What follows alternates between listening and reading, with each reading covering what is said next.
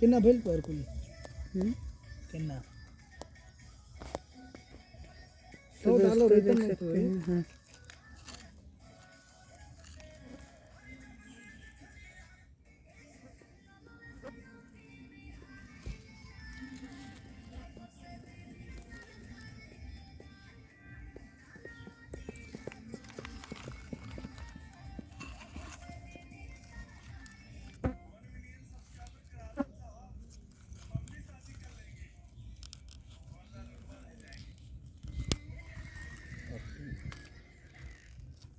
net पर की में आई थी